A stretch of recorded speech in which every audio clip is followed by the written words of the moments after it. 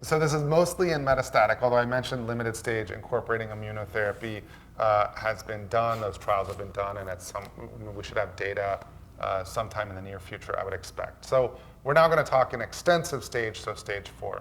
So chemotherapy plus immunotherapy is the standard of care. And like I said, immunotherapy is, for a subset of individuals, is leading to years of disease control. And I still have, I have a patient that I treated on one of these trials. So she's now more than 5 years from when she was initially diagnosed, has not been on anything now for years at this point. And some of these really extraordinary outcomes we're seeing. But it's not everybody. And unfortunately, it's just a subset of individuals. So the research is really more so after that point. After that point, the newest drug was from a few years ago. There's a drug called lurbinectedin. This is another chemotherapy. This is a once every 3-week drug. So I think the schedule is good. It's not a home run. It's a step. It's another drug. It's another step in the incorporation of others. More novel therapies right now are really multiple that target DLL3. So as I mentioned, DLL3 is a receptor on the surface of many small cell lung cancers. There was an initial drug which unfortunately was not quite effective enough and caused too much in the way of side effects in the past. But that one targeted DLL3. It delivered chemo essentially to drugs with that DLL3 receptor. And it really showed that this is in fact something that exists on these cells. There is probably the furthest along is a drug called tarlatamab, but this is a drug that binds DLL3 and binds immune cells, pulling them together, creating an immune response. And this, like the other immunotherapy, we're seeing a subset of individuals that really have extraordinary outcomes, long-term disease control with this drug. There are others in that class as well now. And so there are multiple of these drugs that bind the cancer cells and bind immune cells, pulling them together. There are other drugs now being developed that have a different target for the immune cells, so it brings in a different kind of cell from the immune system, along with the cancer cell to again create an immune response. There are drugs called antibody-drug conjugates. So this is a drug that binds a receptor on the surface of the cancer cells, and it pulls that drug in where it releases the chemotherapy inside the cell. So it's kind of like a targeted chemotherapy that then is treating these.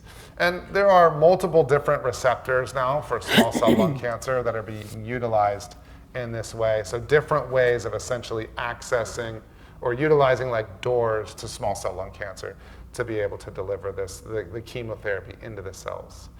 There are other drugs that hit different pathways. And on top of this, I'm kind of not naming all of them because I don't know if all the names matter as much as just the classes. So the other thing that overlays small cell lung cancer now is this framework of, can we subtype small cell lung cancer? So non-small cell lung cancer, we talk about adenocarcinoma, we talk about squamous cell carcinoma, and there are other less common ones. Within small cell lung cancer, it's just been all small cell lung cancer. But what we see is that there are probably 4 broad subtypes of small cell lung cancer. Now those have been defined, and how best to test those in a way that's really scalable, I think still needs to be sorted out a bit. What those mean, there's a lot of ideas about how those might affect treatment outcomes if we were to take a drug in development and say, wow, well, it tends to work better for this subtype than others. And we really focus the treatment on that subtype. And so this is something that's really being looked at within studies as well, as far as better defining what the clinical meaning of those subtypes is, how that would affect the treatment outcomes, and then the development of some of these drugs relevant to those subtypes is really an ongoing area of study. When is the right time for the person diagnosed with small cell lung cancer to start thinking about or having conversations with their healthcare providers about clinical trials? Right at the beginning. So small cell lung cancer tends to grow rapidly. So it's not necessarily something where you want to wait, but that doesn't mean you can't. When someone's having symptoms, particularly the more severe the symptoms, the more rapidly you really need to start treatment. So there's a balance here. If it's going to take a month to see somebody, you need to get started. If you're interested in a trial, when you contact one of the academic centers to say, I have small cell lung cancer, I want to be seen, it's good to highlight, I haven't yet gotten treatment and I'm interested in trials. It's possible that will kind of then fast track you for the oncologist that is running these trials, that's writing these trials, to then say, oh, we've got these research slots. I mean, I don't know.